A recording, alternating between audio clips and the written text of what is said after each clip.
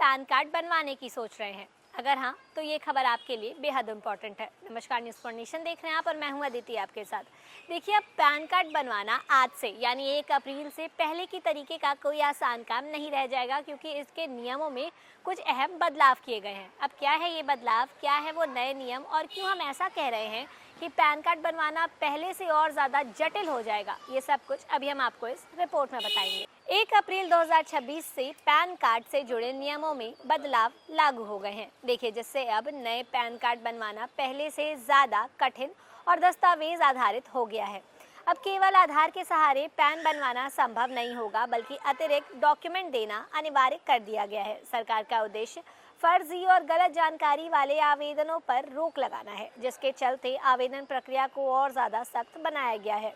नए नियमों के तहत अब डेट ऑफ बर्थ के प्रमाण के लिए आधार मान्य नहीं होगा। इसके लिए आवेदकों को जन्म प्रमाण पत्र, 10वीं की मार्कशीट, पासपोर्ट, ड्राइविंग लाइसेंस या फिर वोटर आईडी जैसे वैध दस्तावेज देने होंगे। इसके अलावा पैन कार्ड पर वही नाम प्रिंट होगा जो आधार में दर्ज है।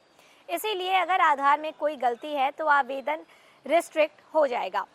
यही नहीं, आज से नए पैन आवेदन फॉर्म भी लागू कर दिए गए हैं, जिससे अलग अलग कैटेगरी के लिए अलग अलग फॉर्म भरना होगा। सरकार ने बड़े ट्रांजैक्शन के लिए पैन की अनिवार्यता भी बढ़ा दी है। अब 10 लाख रुपए से ज़्यादा के कैश ट्रांजैक्शन, 20 लाख रुपए से अधिक की प्रॉपर्टी डील, 5 लाख रुपए से ऊपर की गाड़ी खरीद और 1 लाख रुपए से ज़्यादा के होटल या फिर रेस्टोरेंट के कैश बिल पर पैन देना ज़रूरी होगा। साथ ही पैन को आधार से लिंक करना भी बेहद ज़रूरी हो जाएगा, क्योंकि बिना लिंक के पैन पहले से ही इनऑपरेटिव हो सकता है। अगर आप अभी पैन बनवाने या फिर उस पर कोई बड़ा बदलाव करवाने की सोच रहे हैं तो आपके लिए ये ज़रूरी है कि दस्तावेज पहले से तैयार रखें। उसी के साथ साथ आधार की जानकारी को सही करना भी इसके लिए बेहद ज़रूरी है, वरना आपकी आवेदन जो है उसकी प्रक्रिया लंबी हो सकती है या फिर आवेदन रिजेक्ट भी हो सकता है। इसके अलावा सरकार ने पैन सिस्टम को और ज़्यादा पारदर्शी और सुरक्षित बनाने के लिए वेरिफिकेशन प्रोसेस को भी सख्त कर दिया है।